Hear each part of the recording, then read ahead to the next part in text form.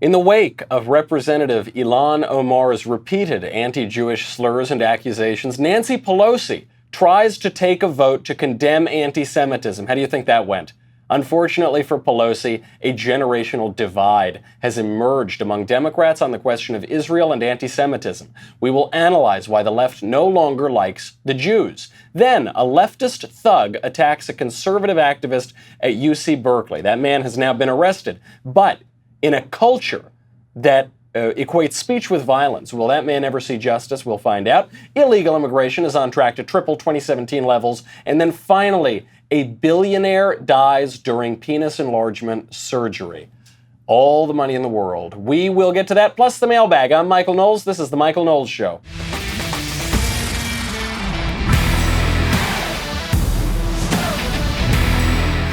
So, big news. It's still breaking as we're talking about it, and we'll see what changes, maybe even during this show.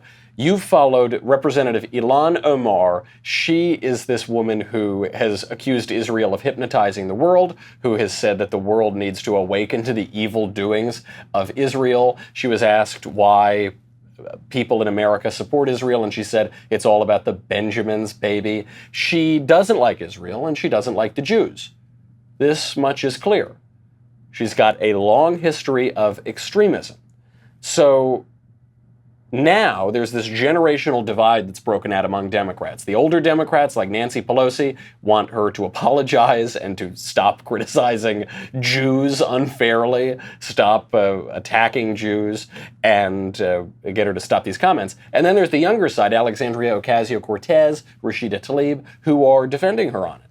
Now, you've got Pelosi, you've got Rahm Emanuel just wrote an op-ed, I think in The Atlantic. You've got the old guard here saying, condemn this, and the new kids don't want to defend it. Alexandria Ocasio-Cortez, or rather, the new kids don't want to condemn it.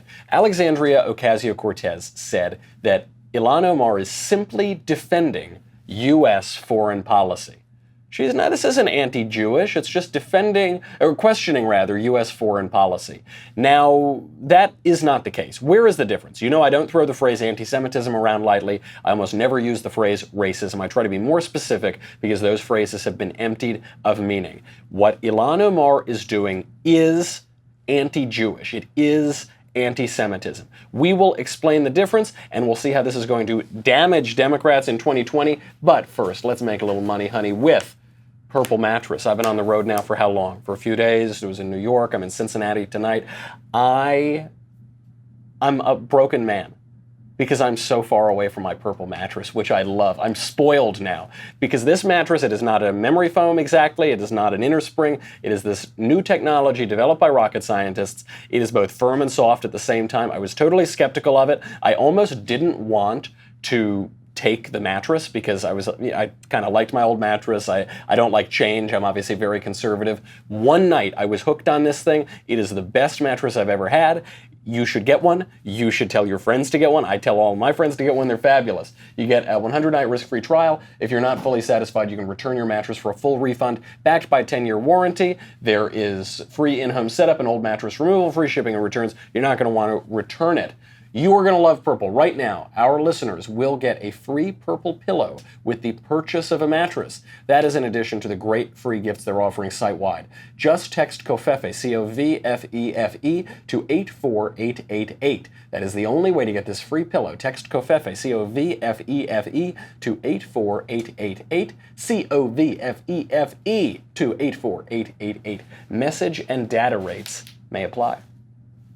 What Ilhan Omar is different than simply criticizing Israel. One, it seems like her criticisms come unprovoked. I pray, and they're so outrageous. They're not just saying, okay, the Venezuelan dictator needs to be ousted.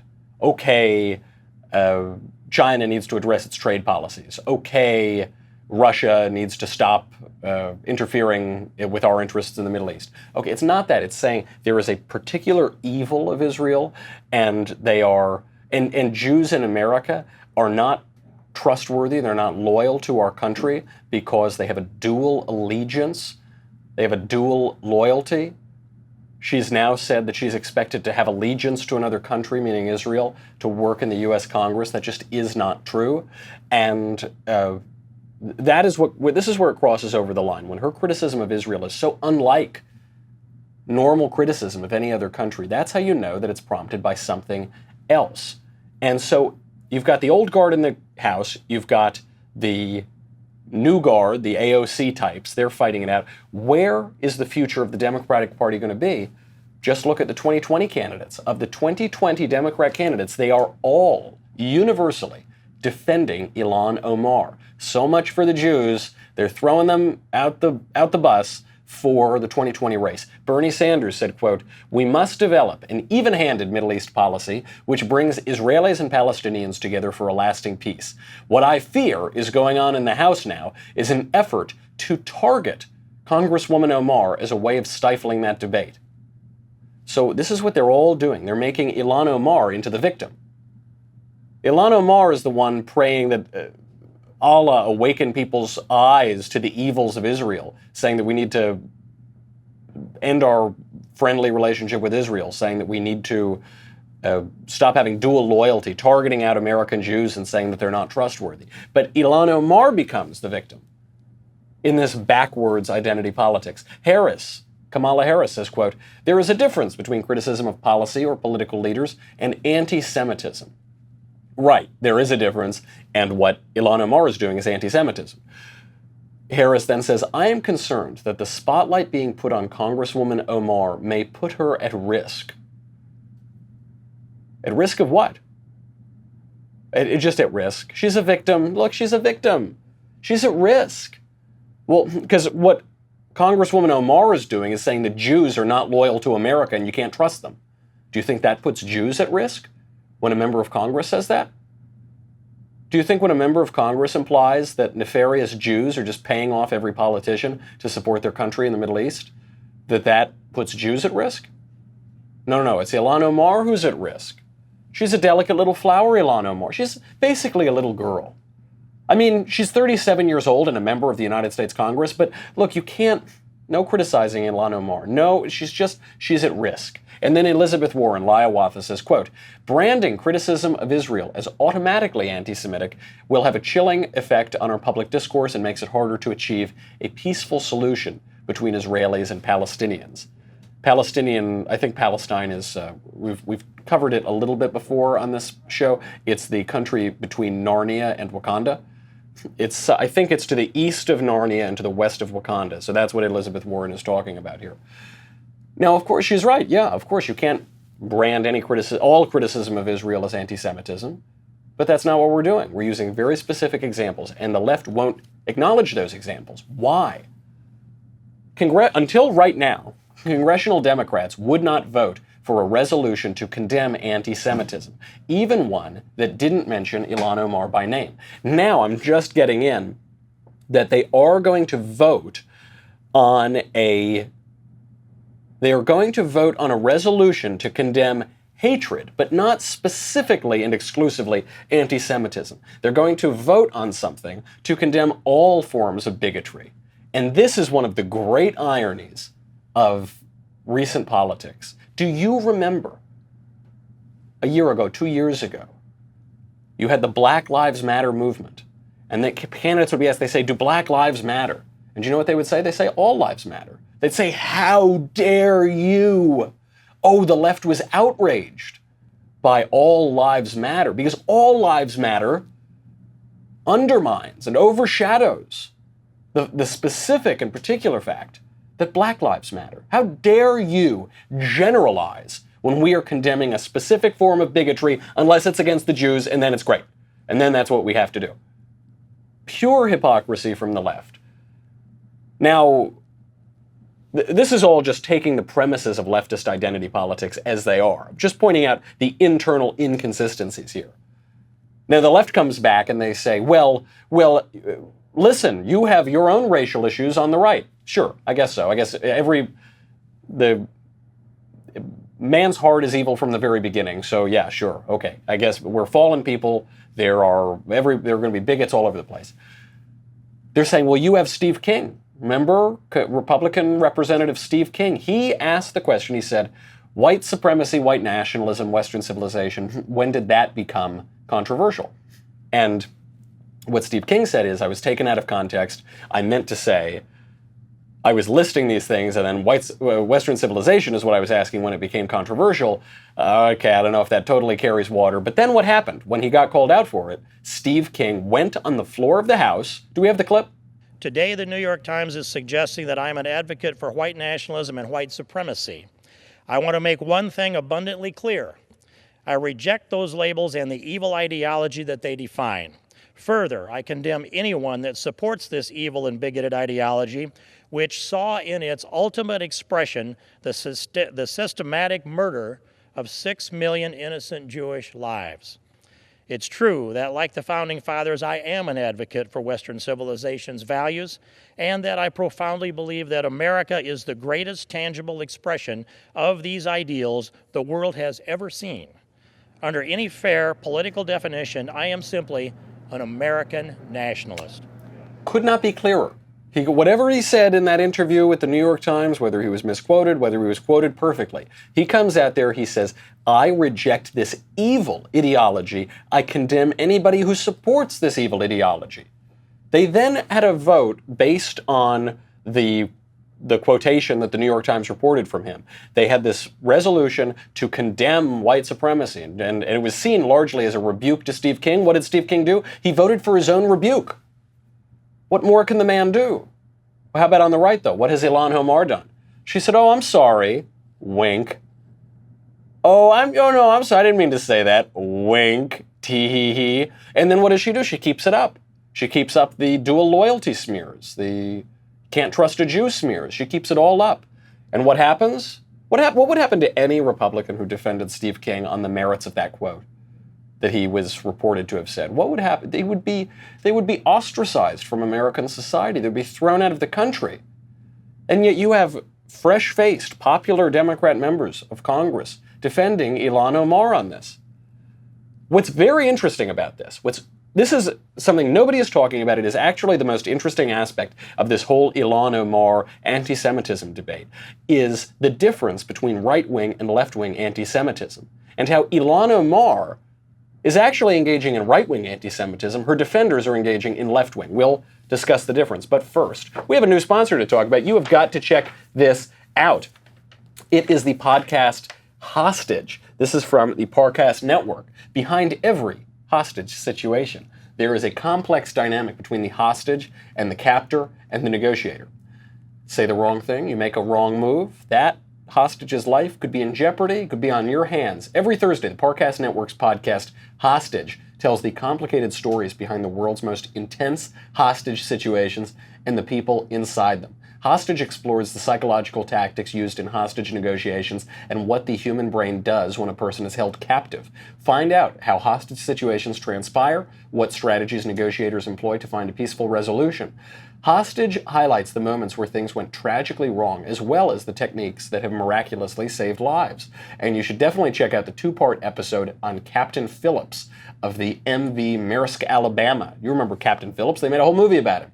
And you remember how it ends. I don't want to spoil it for you, but it ends in a very cool way. Check out how it all began with the thrilling 3-part episode on the Hearst kidnapping. Search for and subscribe to Hostage wherever you listen to podcasts. You know I don't do a Friday show. Check it out on Friday. I'm always looking for podcasts. I consume a ton of podcasts, and I love Hostage. You should check it out. Don't forget to rate it and review it. So, the most interesting aspect of this whole Omar debacle on anti-Semitism is the one that nobody's talking about, which is the difference between right-wing anti-Semitism and left-wing anti-Semitism. Look, today, anti-Semitism appears to be, for the very large part, a left-wing problem. That wasn't always the case. When the right is anti-Semitic, in history, when the right has been anti-Semitic, has not liked the Jews, has excluded the Jews, the line of attack usually goes something like this. The Jews are seen as rootless cosmopolitans with no allegiance, with no loyalty to the countries that they live in, and they control the world, usually through finance or debt specifically, and this financial power combined with higher levels of education also allows them to control the media. more or less, that is the kind of traditional anti-Semitic narrative that has been embraced at times by some groups on the right. Ilhan Omar, leftist Democrat politician, has centered her criticism, specifically as it relates to Israel and to her Arab neighbors, using this line of attack. This is the line of attack she's using. All about the Benjamin's baby, dual loyalty, allegiance to another country. You can't trust them when it comes to this country. She is using the classic, traditional anti-Semitic narrative. But the people who are defending Ilhan Omar are not using that traditional narrative. They're actually defending Ilhan Omar's anti-Semitism from the left-wing anti-Semitic point of view. And that leftist angle is basically this. It uses parts of the traditional angle, but it views it through an intersectional identity politics scope, which is, you would think, the normal person would say, okay, identity politics, intersectionality, you're all about protecting oppressed minorities. The Jews have been oppressed for a very long time.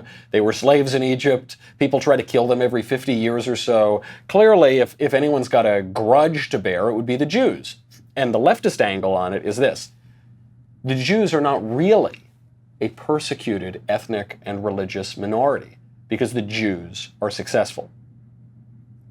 So you can, this uses the kind of classic line, which is the Jews are successful in finance, the Jews are successful in the media, the Jews are successful in the arts, and because they are successful in those fields that they've traditionally been permitted into, because they've been successful, they lose their victim status. So victimhood has currency in 2019 in the leftist intersectional ideology. They lose that currency of victimhood because of their success. Because for the left, success is a sin. Success, not just when we're speaking about racial or religious demographics, success broadly is a sign that you have cheated. It's a sign that you weren't playing fair. The old line, the only way the fat guy got fat was by stealing the food of the skinny guy. The only way the rich guy got rich was stealing the money of the poor guy. That's the leftist idea, the static world where it's all just competing interests. Nobody can work together. No rising tide can lift all ships. So the fact that the Jews as a people have succeeded, the fact that Israel specifically is a thriving democracy surrounded by absolute rubble in that region, that is prima facie evidence that the Jews and Israel have cheated and they've oppressed people. That's how the left views it. It is evidence, therefore, that they can't be protected as are other oppressed minorities in their ideology. The Jews, according to the left, have basically become indistinguishable from the WASP culture, the white Anglo-Saxon Protestants. Whatever particular version of white that you identify as the man, as the dominant racial or cultural group, the Jews are now considered white, according to the left. And so this group, obviously a small religious and ethnic minority as far as the world population goes, and as far as the American population goes, becomes Big Daddy. They become the top of the pyramid. They lose their victim status, and so it is okay to attack them and to attack their country in Israel, even if the two arguments don't necessarily coincide. And it's amazing to see Ilhan Omar at the center of this. She's the one uniting them. She's the one using that classic line of attack and being defended by a totally different line of attack. And it's going to keep up. Eventually, whenever Ilhan Omar wises up a little bit, she'll drop the kind of classic anti-Semitic slurs. Because, by the way, if she just hadn't used that old narrative, she would have gotten away with it.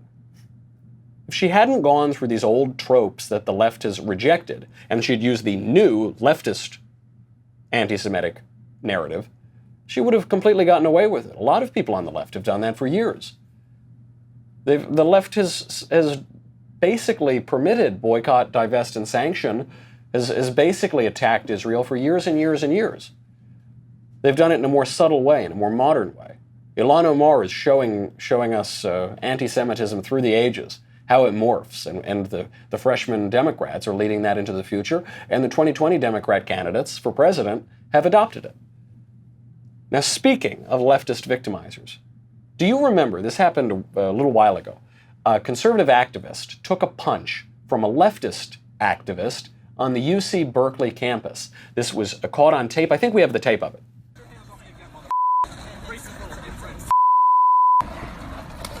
Oh, So this guy is there, this conservative guy, Hayden Williams. He is helping students organize a conservative chapter on campus, and they have a sign that it says, hate hoaxes hurt real victims. That's in regard to the Jussie Smollett hoax, race and hate hoax. He makes this perfectly obvious point that hate hoaxes hurt real victims. Duh. And this leftist lunatic goes up and punches him right in the face. Now, it turns out that guy's been arrested. His name is Zachary Greenberg. Turns out he's got a long rap sheet. Assaults, restraining orders. Obviously, the guy's a thug, and it's no surprise that he's got a rap sheet. But that guy is an example of a broader problem on the left. This is not the first time we've seen this. We saw this 2 years ago at Berkeley. There was then a community college professor by the name of Eric Clanton. It's easy to remember because it sounds like Eric Clapton, so I'm picturing Eric Clapton, attacking conservatives with tire irons. But no, it was not Clapton, it was Eric Clanton, a community college professor himself, and he attacked conservatives, hit them on the head with a bike lock. So this happened 2 years ago. What happens? What was he sentenced to? What's the justice? Nothing. He's got 3 years probation. Doesn't have to go to jail, doesn't have to pay any fines. Nope, 3 years probation, he's all good. This is a scary trend. This is part of a broader trend. And it's evidence that a culture that defines speech as violence is not going to punish people when they react violently to simple speech. This is what the left has done. The Buckley program at Yale took a survey, showed that 81% of college students say that some forms of speech are violence. Not that they incite violence, not that they depict violence, that they are violence. Now, if speech is violence, then when someone says something you don't like, you are justified in attacking that person. So attacks on conservatives who are minding their own business, expressing their opinion, are now justified. Because it was the conservative speaker was violent first, violent with his words. And so I was violent with a tire iron. So it's just violence. Self-defense, really. So much for sticks and stones can break my bones. Words will never hurt me, but my tire iron will hurt you. This is what happens. And President Trump talked about this at CPAC. He made a brilliant point on it. he took a hard punch in the face for all of us. Remember that. He took a punch for all of us. I'm glad he brought it up, and he's right. He did. He took a punch for all of us. Because the left wasn't just going after Hayden Williams. This guy was going after all of us with whom he disagrees. And he thinks he can punch us all in the face because he disagrees with what we're saying. This is very important for Trump to make an issue of this. He was criticized in some corners for making an issue out of this scrapple at Berkeley. But this is the issue. This is why I did that Prager video, Control the Words, Control the Culture. This is why the war on political correctness is so important. This is why it's important that we use correct pronouns, not the fantasy pronouns that the left is bizarrely insisting on, but real language. Because the left is willing to take a swing at you. They're willing to hit you with a bike lock if you don't use their fictitious words.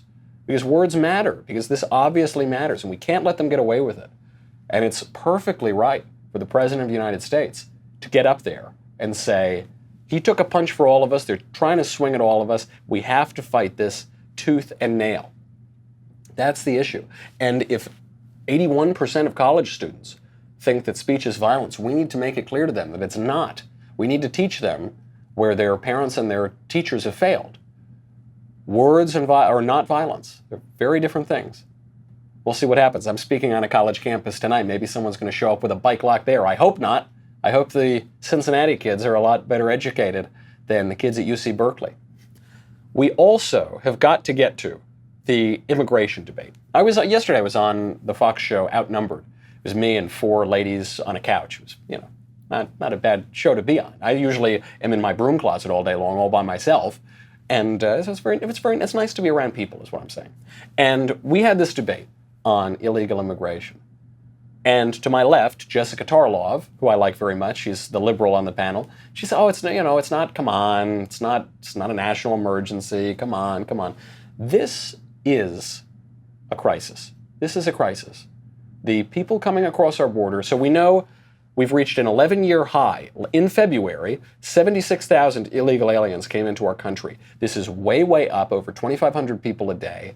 And they're expecting higher numbers as the weather warms up. DHS Secretary Kirstjen Nielsen testified about this yesterday. Our capacity is already severely restrained, but these increases will overwhelm the system entirely.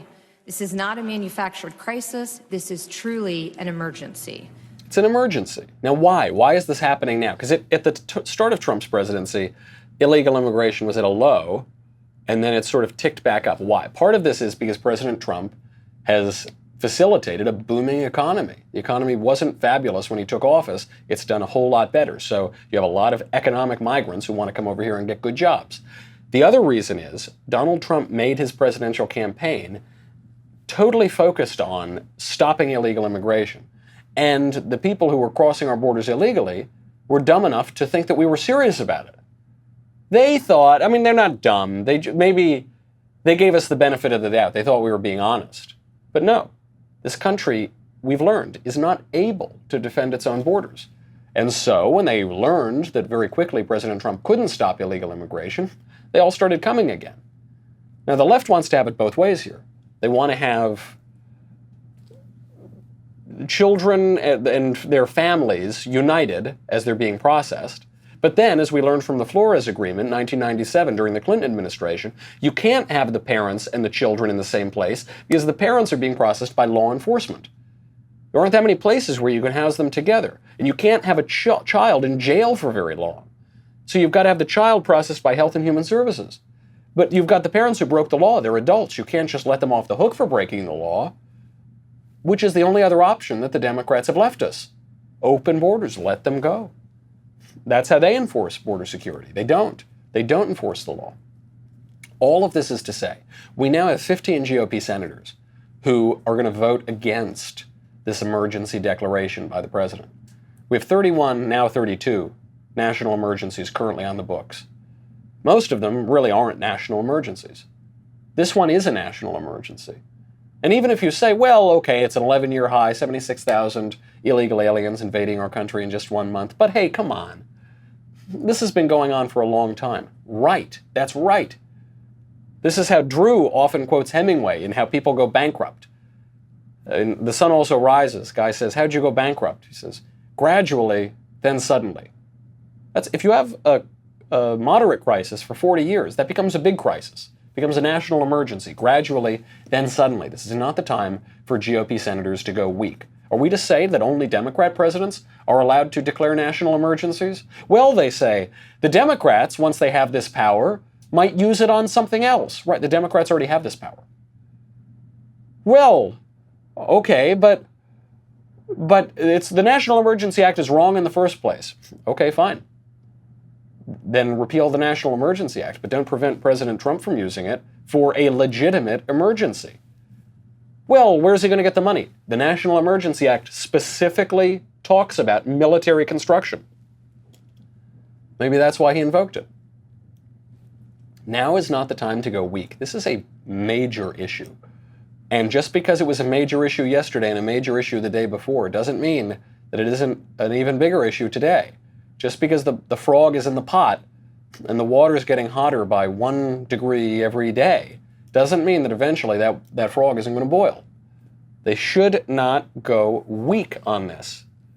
I have another story that I really wanted to get to today about Ehud Aryeh Laniado, a billionaire who died during penis enlargement surgery at the age of 65.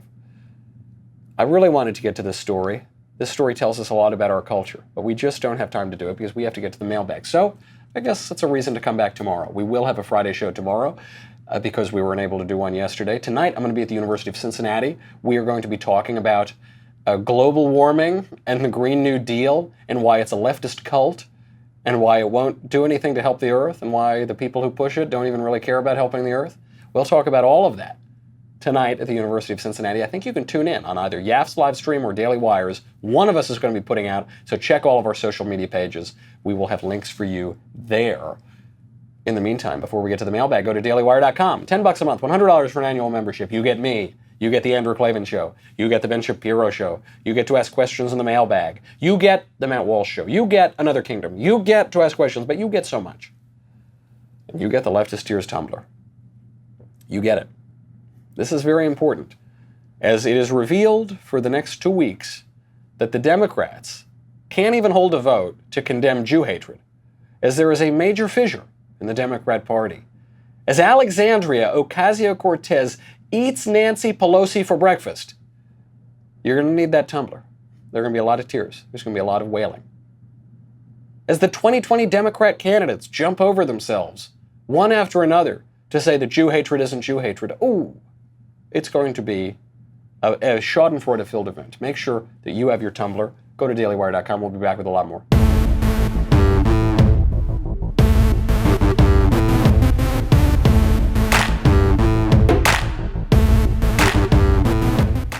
First question in the mailbag from Jason. Michael, can we abort AOC? The logic here being, of course, if you're going to abort a kid at the 3rd trimester, then you can probably abort a kid after he's born, like Ralph Northam says, like the National Democrats say. So you can probably abort a kid at 29, like Alexandria Ocasio-Cortez. Well, by the logic of the left, by the logic of abortion, we certainly can abort Alexandria Ocasio-Cortez, as long as her mother and doctor talk about it. However, I think it would be very bad to abort Ocasio-Cortez. I really enjoy her on the national political scene. I think she is making political issues very clear. So often, in the old days, in the days of the Clintons, they would obscure their real motives. They would say, oh, listen, abortion, it should be safe, legal, and rare. That doesn't make any sense. If it's tantamount to murder, why should it be legal? If it's not tantamount to murder, why should it be rare?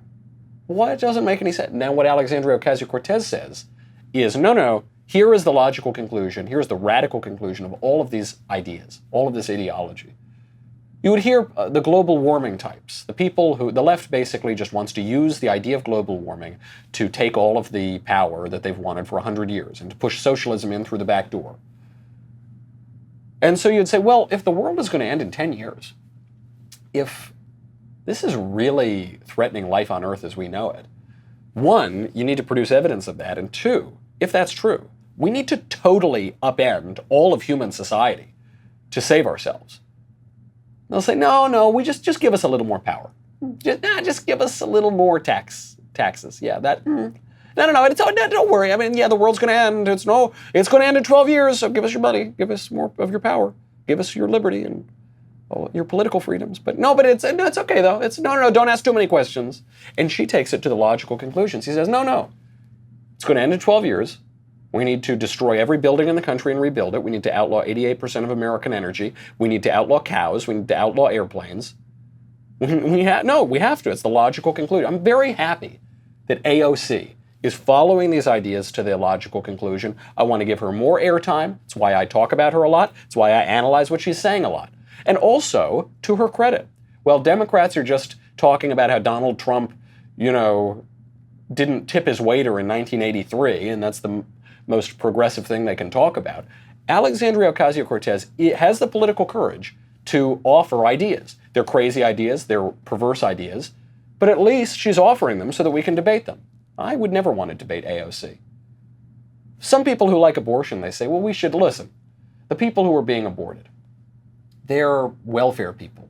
They're stupid people. They're undesirables, such as Margaret Sanger would write about in Woman in the New Race, the founder of Planned Parenthood. That doesn't hold water. Even if I didn't like what Alexandria Ocasio-Cortez is doing in the political media so much, even if I didn't like that, even if I thought she were the worst person in the world, I still don't think she should be aborted because it is wrong to kill innocent little babies. It's the way it is. But, good question. I mean, listen, this is a confused culture. If you took the left at its word, totally, you should be able to do it. From James, what's your opinion on the Convention of States? The Convention of States is the idea that states are all going to get together and they're going to amend the Constitution because we can't do it through Congress, and we're going to make certain things clearer, and it's going to be great for American freedom. I don't like it. I think it's a terrible idea. I don't want these people who are alive today to rewrite our Constitution. Some people say, oh, don't worry, it won't be a big deal, it will be very limited. We don't know that. It's never happened before. Things can get out of control very quickly. The point of a Constitution is to tie us, we the living, to our forebears and to our future. It's the greatest democracy of all, as Chesterton would say. It's the democracy of the dead. It ensures the survival of a certain sense of American tradition. I don't want to touch that at all. I don't want to get near that with a 10-foot pole. No, thank you. It is true, there is a much better world that we could imagine, a much better government than we could imagine than the one that we currently have, which has been so perverted since the time of the founding. I don't think that we're likely to succeed in shaping that government. In fact, I think the left has their own version of a far better government, with far less political liberty for you and me, far more control for the collective federal government. And I don't want to give them the opportunity to explore that dream. I think it's a bad idea. A lot of good people, smart people, are taking that idea on. They think they're really gung-ho for it. I think that the road to hell is paved with good intentions, and we should stay away from it. From Caesar. Hi, Michael. You're my favorite commentator on the Daily Wire. Oh, thank you very much. Thanks. Do you hear that, fellas? Are you watching and listening? No, I don't know. Do you think FDR's New Deal, aka government intervention, was necessary to stabilize the American financial system? I'm always questioned and presented the New Deal as a good example of government takeover. I look forward to your viewpoint. No, absolutely not. It was a terrible, disastrous program for the American economy. It delayed recovery significantly. We were only able to recover when the whole rest of the world blew itself up and we were the dominant superpower. It was awful. I mean, you had Franklin Roosevelt setting the price of gold based on lucky numbers. That's no joke. You can read about this. It was horrific. Price controls, all of these awful things. Actually, those programs gave us our totally convoluted American healthcare system. All the problems with American healthcare basically date back to those wage controls, because when you try to suppress people's creativity and enterprise, it doesn't work. It's going to find expression somewhere else. So the government said we need wage controls. This was ultimately during World War II. This is slightly after the New Deal has been implemented. But they've got all of these wage controls because they have a labor shortage and they don't want wages to shoot through the roof. So they have wage controls, but then the employers need to attract talent anyway, so they start offering medical insurance. And then employer-based medical insurance has played a significant role in some of the complexities and unnecessary complexities in our current healthcare system. Bad idea for the economy. However, and this is where Ben and I differ a little bit, probably, while it was not economically necessary, it was politically necessary. You had riots in the streets. You had a lot of people who had a lot more progressive plans, radical plans for the government. And unfortunately, sometimes you need to violate economic reality to deal with political reality, because that's what government does. It deals in politics, the affairs of men. And so I give FDR a little bit of leeway because he was dealing in political reality. Ronald Reagan hated tariffs, wanted free trade, ostensibly, during his presidency. But he instituted those steel tariffs. Why? Because sometimes you need to protect American industry. Because you're a politician, you just got to do it. Next question from Andrew. Hello, Michael. I personally believe that God views all sin equally, due to the fact that, all things being equal, any man can be driven to commit any sin entirely due to the circumstances that his soul has been placed in. Why then can some sin, as Scripture says, not be mortal? Thank you, Andrew. Andrew, what you are falling into is the error of fatalism, bordering on heresy, if not full heresy. This error of fatalism has been present from Manichaeism at the time of St. Augustine all the way up through the present day. This is the idea that all events are determined by fate and free will plays no role. This is wrong, this is not true, this is not Christian. You do have free will. There is providence, there is omnipotence, there is omniscience. And you have free will. Your will does play a role. It is not totally fatalistically determined that you will commit some sin. You have moral culpability here. Your will has a role. And so this, I hope that helps to explain your problem with that part of Scripture, which it clearly shows that all sin is not equal in the eyes of God. From Grant, Dear Michael from the block, like Jenny, what is your opinion on a poli-sci degree? Many people seem to think it's useless. Yes, Ben, who has a poli-sci degree, says that it's useless, and I agree. Basically, that's true. Political philosophy is very good. If you can find a program that focuses on political philosophy, then I think that's quite worthwhile. If the program is just political science, trying to teach people to treat people as predictable robots and automatons, just focusing on statistics or something, that's probably useless. This is because there are lies, damn lies in statistics. This is because the social sciences can be highly politicized and turned into just ideology class. And because if you use a traditional academic discipline like history or philosophy or look, literature is actually a good way to learn about politics. There are a lot of ways in the traditional liberal arts to learn about politics that are probably better than poli-sci. From Nicole, hi Michael, my friend's main argument for voting Democrat is climate change, and they appreciate that Democrats make more of an effort to address it. They argue at least Democrats are trying. Is it better to not propose any ideas to address environmental issues, or to only suggest bad ones? Well, we actually got to this a little bit earlier in the show. The Democrats are being disingenuous. They're saying, well, the world is all going to end, but just give it just a little bit more power. That's okay. It's basically a way of allaying guilt. It functions as a religion. So I think it's totally disingenuous. But why? They make an effort. I mean, the road to hell is paved with good intentions. If they're destroying our economy and destroying our political liberties in a way that's totally ineffective, what good are they doing? It's just virtue signaling. It's totally empty. Ask your friends what good is being accomplished. See if they can answer. From Marcel.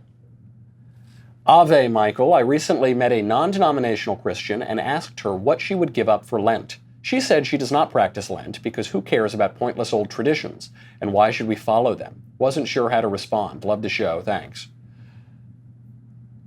One way to respond is to ask her how she's so confident that the traditions are pointless.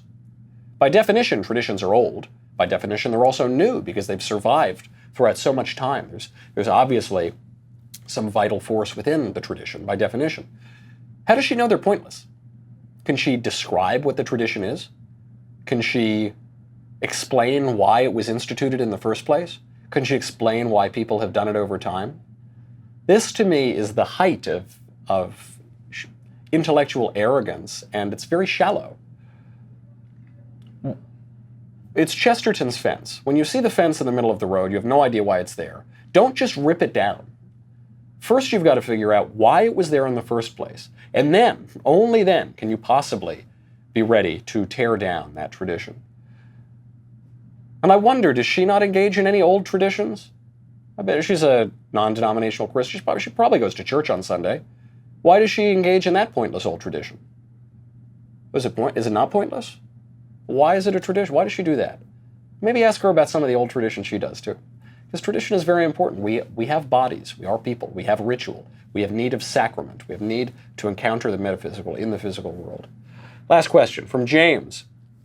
Hey, Michael, I've identified as an atheist for the past 10 years, which I'm beginning to regret. I'm struggling to get back into religion. Do you have any suggestions to help me? Yes. Trick the devil by appealing to intellectual pride. This is what I did. This is, I think, a cause of atheism a lot in the culture today. And one way to get past it is to realize that the arguments for atheism are extremely stupid.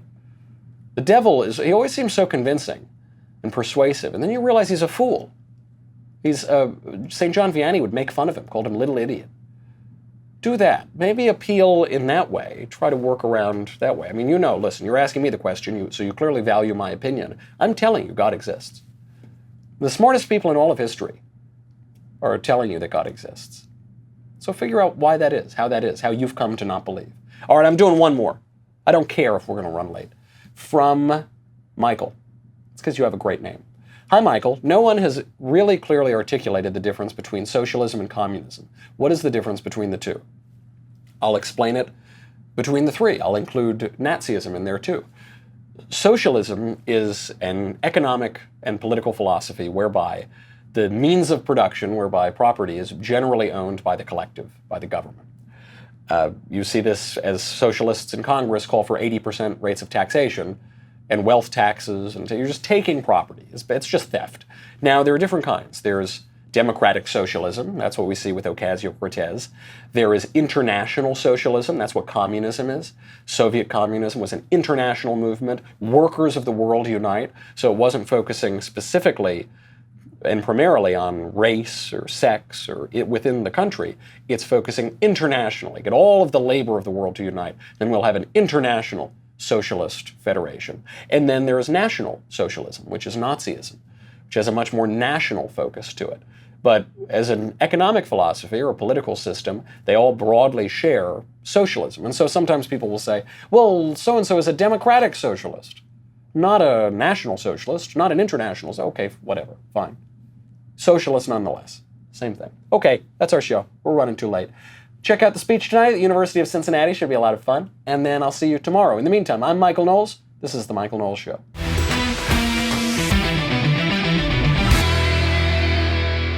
The Michael Knowles Show is produced by Robert Sterling. Executive producer, Jeremy Boring. Senior producer, Jonathan Hay. Our supervising producer is Mathis Glover. And our technical producer is Austin Stevens. Edited by Danny D'Amico. Audio is mixed by Dylan Case. Hair and makeup is by Jesua Olvera. Production assistant, Nick Sheehan. The Michael Knowles Show is a Daily Wire production. Copyright Daily Wire 2019.